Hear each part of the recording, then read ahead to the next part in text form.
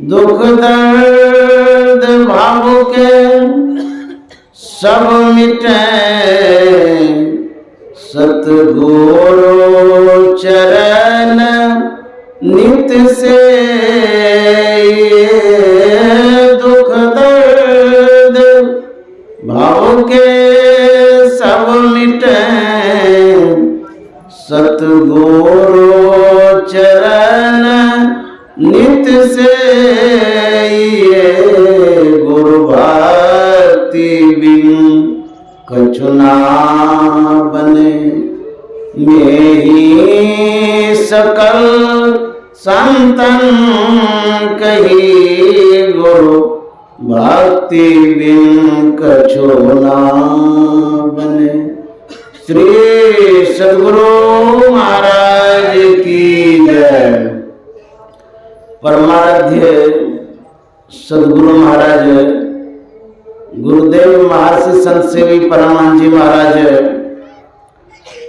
परमादरणीय ज्ञान शेखर जी महाराज, हमारे संजीवानंद जी महाराज, हंसराज बाबा और निरंजन बाबा, इस मंच पर उपस्थित पूज्य महात्मागण, गम्हरिया गांव के प्रबुद्ध सत्संग प्रेमी महान भाव माता एवं बहनों, हम लोग पवित्र संस्मरण को सुन रहे थे। आदरणीय ज्ञान शेखर जी महाराज बड़े विद्वान सन्यासी साधु महात्मा हैं और संत मत के विशेष प्रवक्ता भी हैं, तो उनसे विशेष रूप से हम लोग सुन रहे थे। हमारे गुरुदेव महर्षि संत सेवी जी महाराज गुरु महाराज की सेवा करके और साधना करके ज्ञान को प्राप्त किए और उस ज्ञान का प्रचार प्रसार सर्वसाधारण के बीच में किए।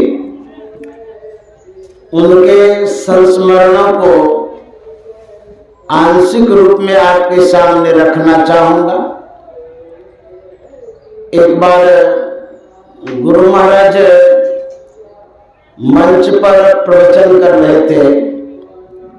सदैव गुरु महाराज की बाईं ओर बैठा करते थे। महर्षि संत सेवी जी महाराज का स्थान बाईं ओर होता था, गुरु महाराज के ठीक बगल में, और ये बराबर प्रवचनों को लिपिबद्ध करते थे, लिखा करते थे। गुरु महाराज के वचनों के साथ इनका जो मन जुड़ा हुआ रहता था, जैसे टेप करते थे ना कुछ दिन पहले, ठीक उसी तरह से गुरु महाराज के प्रवचनों को ये लिखते थे। जैसे आवाज गुरु महाराज की निकलती थी, चट से नोट करते थे। गुरु महाराज के शब्दों के साथ इनका मन जुड़ा रहता था, इधर उधर नहीं भागता था। इतनी एकाग्रता पूर्वक ये लिखते थे, कोई बातें छूटती नहीं थी। एक बार ऐसे ही गुरु महाराज प्रवचन कर रहे थे, ये लिख रहे थे। मंच पर बहुत सारे सज्जन थे, सत्संग प्रेमी थे। जो संत सेवी जी महाराज के बगल में सज्जन थे, उन्होंने देखा कि ये बार बार लिखते ही रहते हैं। तो गुरु महाराज धारा प्रवाह प्रवचन कर रहे थे, लेकिन इनको देखेंगे लिखते जा रहे। उस सज्जन ने टोक दिया, कहा कि महाराज, गुरु महाराज की अमृत वर्षा हो रही है और आप खाली लिखने में लगे रहते हैं। अभी सुन लीजिए, उसके बाद लिखा पढ़ी करिएगा। खाली लिखते रहते हैं आप। गुरु महाराज प्रवचन कर रहे हैं, आप लिखते जा रहे हैं। प्रवचन सुनिए, उससे लाभ होगा। यह सुनकर के महर्षि संत सेवी जी महाराज ने कहा था कि मैं इसलिए लिखता हूं, आप लोग जो सुनते हैं आपको याद रहता होगा, मैं इसे लिख करके रख रहा हूं, बाद में पढ़ूंगा। देखिए, इतना ही महर्षि संत सेवी जी महाराज ने उस सज्जन से कहा, लेकिन किनके लिए वो लिख रहे थे? क्या अपने पढ़ने के लिए? नहीं, हम लोगों के लिए लिख रहे थे। यदि उन प्रवचनों को लिपिबद्ध नहीं करते, लिखते नहीं, उन प्रवचनों से हम लोग अनभिज्ञ होते, पता ही नहीं चलता गुरु महाराज क्या कह गए। जो श्रोता सुनते हैं, सुन करके भूल भी जाते हैं, लेकिन जब पुस्तक रूप में प्रवचन को तैयार किया गया, उसे हम पढ़ते हैं। संत मत का कितना बड़ा उपकार वो कर गए। और जहां तक स्मरण की बात है, उनकी स्मरण शक्ति कितनी तेज थी, यह भी एक संस्मरण सुना रहा हूं। जब गुरु महाराज आश्रम में रहते थे,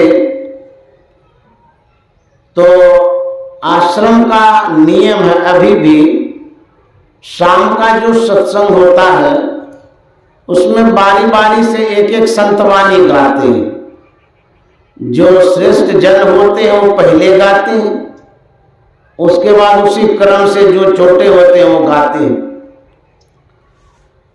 तो रोज एक एक संतवाणी सबके सब गाते थे। नई नई संतवाणी को लोग याद भी किया करते थे कि आज हम गाएंगे, तो आज हम गाएंगे। गुरु महाराज के साथ में एक बजरंगी गुरु जी रहते थे, वो सेवा देते थे चौका में। बजरंगी गुरु जी हमारे गांव के बगल में एक मुरोत गांव है, उसी गांव के थे वो। उनको बजरंगी गुरु जी कहते थे लोग। तो जो बर्तन होता था चौके का बड़ा बड़ा, और उस समय कोयले पर भोजन बनाया जाता था, बर्तन बहुत काला हो जाता था। वो बर्तन मांजते थे। मांजते कैसे थे? जो मांजने वाला वो होता था सामान, उसे घसते रहते थे या संतवाणी गाते थे, और ऐसा बर्तन मांजते थे जैसे चकाचक हो जाता था। तो जहां संत सेवी जी महाराज का आवास है, ठीक उसके नीचे में पानी का टंकी होता था, वहीं पर बर्तन मांजते थे। ये जब संतवाणी गाते थे, ऊपर कमरे में आवाज जाती थी, महर्षि संत सेवी जी महाराज सुना करते थे। बर्तन मांजते जा रहे हैं, संतवाणी को रटते जा रहे हैं, याद करते थे बजरंगी गुरु जी। लेकिन एक ही दिन में सबको संतवाणी याद हो जाए, यह संभव नहीं है। कोई कोई ऐसे मेधावी लोग होते हैं कि एक दिन में एक संतवाणी याद कर लेते। ये जो संतवाणी गाते थे, संत सेवी जी महाराज सुनकर के उस संतवाणी को याद कर लेते थे। शाम का जब समय होता था, संतवाणी गाने की बारी आती थी, सबसे श्रेष्ठ जन जो थे संत सेवी जी महाराज, वही संतवाणी जो बजरंगी गुरु जी याद करते थे, उसी को ये गा देते थे। तो फिर दूसरी संतवाणी बजरंगी गुरु जी दूसरे दिन के लिए याद करते थे। तो दूसरे दिन के लिए जो याद करते थे, वही संतवाणी संत सेवी जी महाराज याद करके गा देते थे। कई दिन तक ये क्रम चला। एक दिन बजरंगी गुरु जी ने कहा था संत सेवी जी महाराज से कि महाराज, मैं संतवाणी याद करता हूँ गाने के लिए, मुझे याद होती नहीं है, और वही संतवाणी आप कैसे याद कर लेते हैं, उसी को गा देते हैं। इतने मेधावी थे। 25 साल बाद कोई लोग जाते थे दर्शन करने, दूर से ही संत सेवी जी महाराज कहते थे, फलाना बाबू आइए, क्या समाचार है। वो अवाक रह जाते थे कि इनको अभी तक याद है, 25 साल पहले मिले थे, ना स्मरण शक्ति तेज इनका था और गुरु की सेवा में जो ये लगे रहते थे, गुरु महाराज की जो आज्ञा होती थी अक्षर से उसका पालन करते थे। एक बार पर्वती आश्रम में रह करके किताब का जो काम चल रहा था, उसी काम से महर्षि संत सेवी जी महाराज वहां रहते थे। पर्वती आश्रम में संपादन का कार्य हो रहा था और छपाई का काम भागलपुर प्रेस में हो रहा था। तो पर्वती से प्रेस रिक्शा से जाते थे और गुरु महाराज का सारा हिसाब ये रखते थे लिख करके। जो कुछ भी होता था सब हिसाब रखते थे संत सेवी जी महाराज। मैंने देखा है कई एक डायरी थी, 10-11 डायरी होगी, उसमें हिसाब था। इतनी मोटी मोटी डायरी थी। हिसाब जब 1 महीना तक हो जाता था, उस हिसाब को गुरु महाराज देखते थे और पूरा जोड़ते थे, सही है कि नहीं है। तो जोड़ करके देखते थे कि सही हिसाब है, तब अपना साइन करते थे में ही, तारीख भी दे देते थे। मैंने देखा। तो यदि 1 पैसे की गड़बड़ी हो गई तो फिर से हिसाब लिखना होता था। तो उस बार जो हिसाब दिया गया उसमें पर्वती से प्रेस तक का रिक्शा भाड़ा लिखा हुआ आया था खर्चा में। गुरु महाराज ने जब देखा, इनसे कहा कि संत सेवी जी प्रेस से पर्वती तक पैदल नहीं जा सकते हैं। इन्होंने कहा हुजूर जा सकता हूं। गुरु महाराज कहते हैं तो इसमें रिक्शा भाड़ा लिखा हुआ है। हाथ जोड़ करके इन्होंने कहा हुजूर आज के बाद वह रिक्शा भाड़ा लिखा हुआ नहीं आएगा। जानते हैं तब से जब तक किताब का काम हुआ पर्वती से प्रेस पैदल जाते रहे। ऐसा नहीं कि अपने पास पैसा है तो हम रिक्शा पर चढ़ जाएं। जो गुरु महाराज ने कह दिया उसका अक्षरशः ये पालन करते थे। ऐसे सेवक थे। सुने में भी गुरु महाराज की आज्ञा का अवहेलना नहीं करते थे। एक बार कुप्पा घाट में बहुत सारी लीची लेकर के कोई आया। गुरु महाराज को चढ़ाया करते थे लोग मौसमी फल। तो जो श्रद्धालु लाए थे ये टोकरी लीची लाए थे, बड़ी बड़ी लीची लाल लाल। संत सेवी जी महाराज सेवा में थे, इनकी नजर लीची पर पड़ी। अब पदार्थ खाने का है तो मन तो हो ही जाता है। इनके मन में होता है कि ढेर सारी लीची आई है, खूब खाएंगे। मन में होने लगा क्योंकि इतनी सारी लीची है तो इसमें से अधिक तो खाने को मिलेगी। गुरु महाराज को चढ़ाया गया। वह लीची गुरु महाराज के सामने है। गुरु महाराज ने कहा संत सेवी जी ये जो लीचियां हैं इनमें से एक झावा फूलने दे दीजिए। एक झावा फूलने दिया गया और लीचियां बांट दिए। अब तो सब लीची चली गई, एक झावा बचा। इनके मन में होता है एक झावा में भी तो कई 100 लीचियां होती हैं। सोचते हैं गुरु महाराज तो इतना नहीं न खाएंगे, जो बचेगा हम ही खाएंगे। फूलने दे दिया गया। दूसरे दिन गुरु महाराज कहते हैं जो लीची फूलने दिए थे वो कहाँ है? बोले हुजूर रखे हुए हैं। बोले ले आइए। पूरी लीची ले आए गुरु महाराज के सामने में। बोलते हैं कि इसमें से 2 ठो तोड़िए। 2 लीची तोड़ा गया, बोले इसको छील के हमको दे दीजिए। तो 2 लीची गुरु महाराज को दे दिए, गुरु महाराज खाने लगे। और संत सेवी जी महाराज के मन में होता है, गुरु महाराज तो 2 ही लिए हैं, उसके बाद जो लीची बची है सब हम ही खाएंगे। मन की जाने समय गुरु कहाँ छिपा हुए अंदर, ये सोच रहे थे कि अब हम ही सब लीची खाएंगे। गुरु महाराज इस बात को जान रहे कि क्या सोच रहे हैं, लीची खा भी रहे हैं। गुरु महाराज कहते हैं सुनिए, ये जो लीची है बड़ी गर्म होती है, मैंने 2 लीची ली है, आप भी 2 ही खाइएगा। मन की बात मने में रह गया।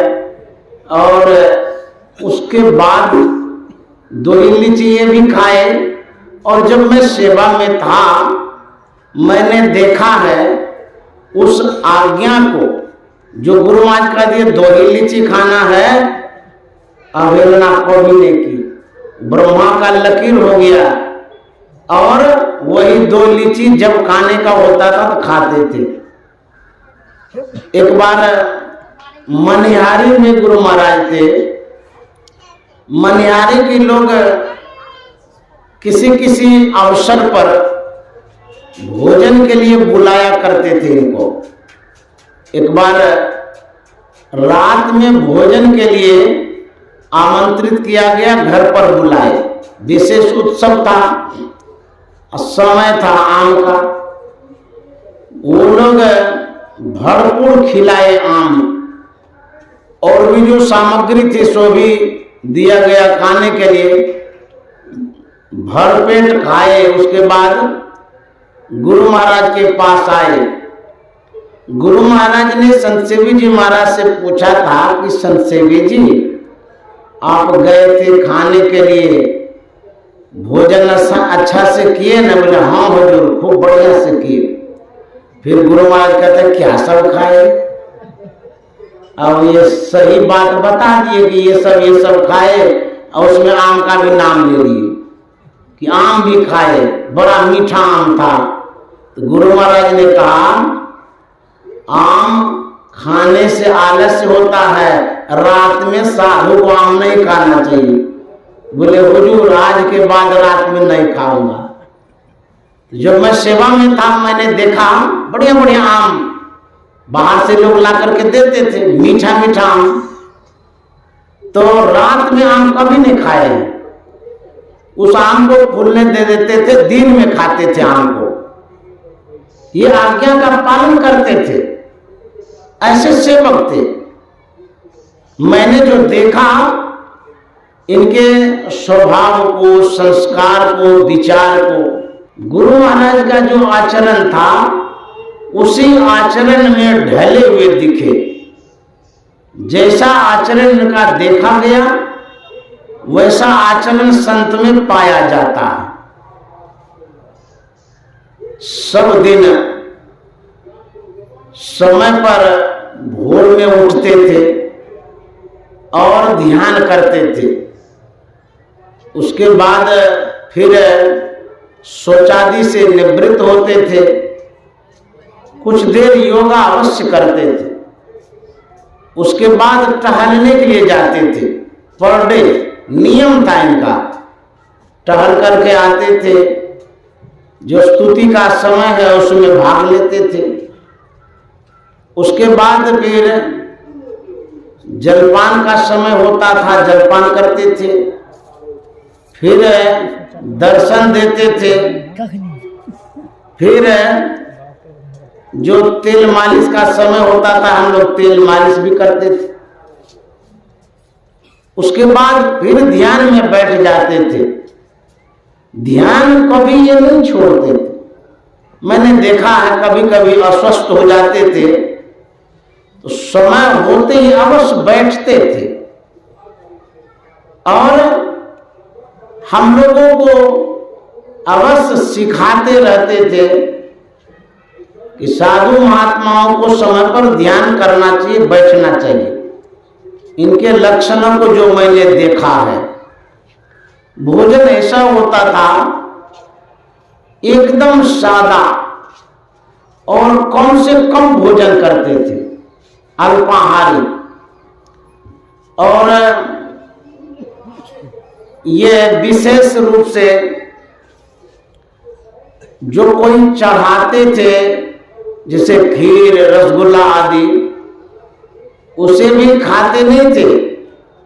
एक बार भागलपुर के एक सत्संगी खीर चढ़ाए, बड़ी श्रद्धा से उन्होंने लाया। मैं भोजन करा रहा था गुरुदेव को। सत्संगी ने कहा कि भोग लगा दीजिए, थोड़ा ग्रहण कर लेंगे तो अच्छा रहेगा। मैं कटोरा ले गया, थाली में लगा दिया उस खीर के कटोरे को। तो गुरुदेव पूछते हैं कि ये क्या है। मैंने कहा कि जो भागलपुर के एक सत्संगी हैं, उन्हीं के परिवार ने ये खीर गुरुदेव के लिए दिया है। बोले कि हो गया, भोग लग गया, इसको ले जाओ। तो ले जाने के लिए कह दिए, तो मैं कटोरे को बाहर कर दिया। फिर जब नीचे गया, वह महिला जिसने खीर दिया तो कहती है कि हुजूर ग्रहण किए क्या? मैंने कहा नहीं, कहाँ ग्रहण किए हैं। बोलते हैं कि हो गया, ले जाइए। बहुत आग्रह करने लगे, थोड़ा सा भी खा लेते तो अच्छा रहता। बड़ी श्रद्धा से हम लाए हैं। फिर एक बार मैंने निवेदन किया, हुजूर बोलते हैं थोड़ा भी ले लेते। बोला अच्छा ठीक है, लाओ कटोरा। फिर थाली में दे दिए। चम्मच का जो निचला भाग होता है, पीछे वाला, उसको खीर के भाग में सटा दिए। सटा करके जीभ पर चम्मच को सटा लिए। बोले हो गया ना, वो ले जाओ। तो इतने संयमी थे और इतने अच्छे साधक भी थे। इस तरह से इनका जीवन बड़ा संयमित रहा है, साधना में रहा है। और इनके जीवन से हम लोग सीख करके अपने जीवन को भी सिद्ध कर सकते हैं। तो इस तरह से इनके जीवन को मैंने देखा है कि समय के बड़े पक्के होते थे, सब काम समय पर होता था। घड़ी मिला लीजिए और इनके दिनचर्या को मिला लीजिए, तो ये दिनचर्या बड़े अच्छे ढंग से निभाते रहते थे। एक दिन नहीं, सब दिन इनका समय पर सब कुछ होता था, जो मैंने देखा है। इनके व्यवहारिक जीवन को भी मैंने देखा। जब डॉक्टर आते थे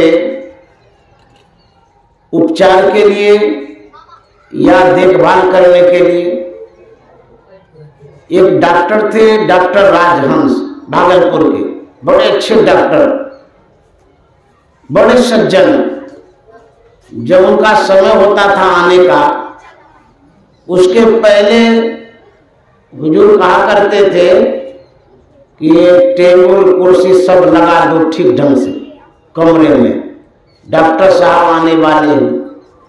और कहते थे जो डॉक्टर साहब को प्रसाद देना है वो भी टिक करके रखो, क्योंकि उनका जो समय होता है बड़ा कीमती होता है। उस समय प्रसाद देने में देर नहीं करनी है। प्रसाद तैयार कर लेते थे, टेबल कुर्सी भी तैयार कर लेते थे।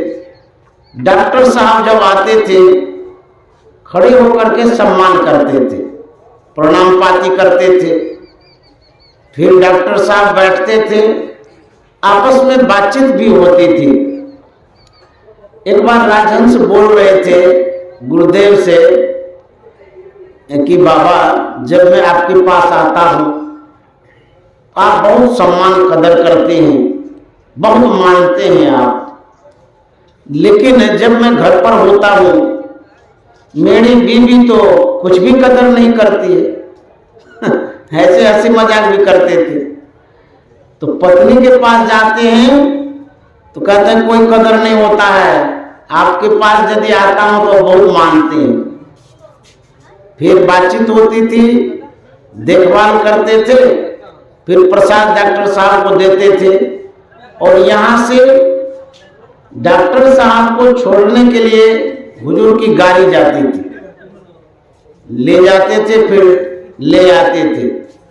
इस तरह से जो लोक व्यवहार की बात होती है यह भी गुरुदेव से सीखने को मिली है।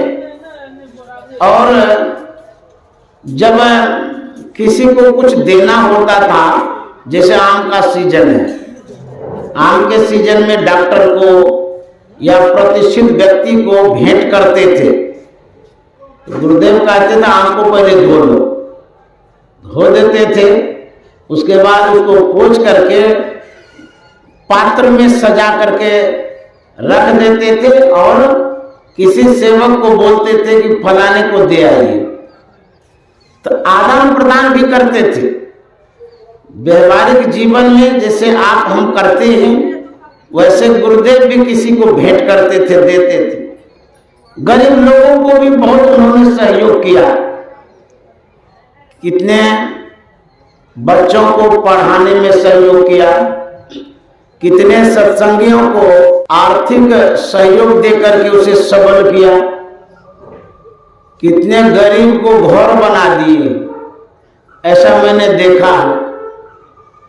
तो जो इनके जीवन से सीखने को मिला है, यदि वह भी अपने जीवन में उतार लें तो बहुत जीवन कारगर सबल हो सकता है।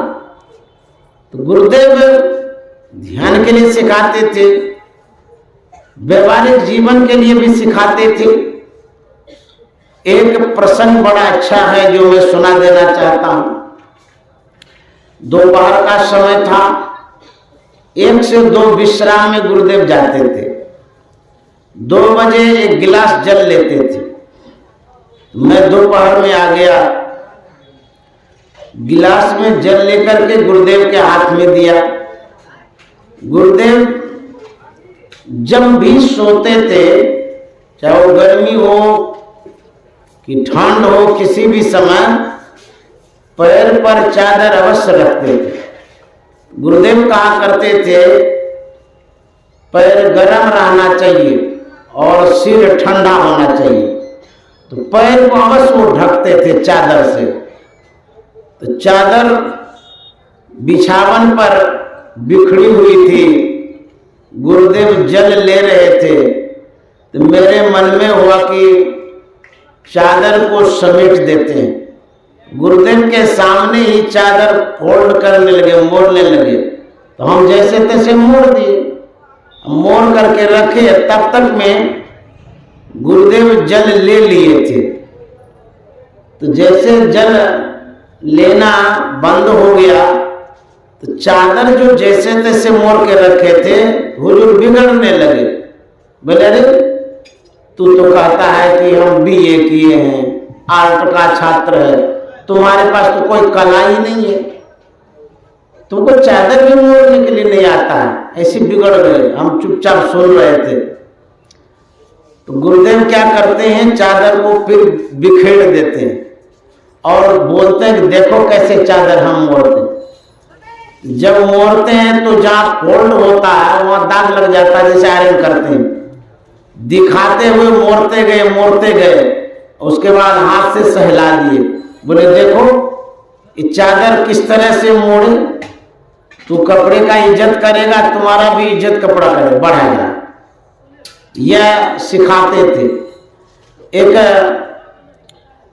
बच्ची भागलपुर से आई अपने माँ बाप के साथ दर्शन करने।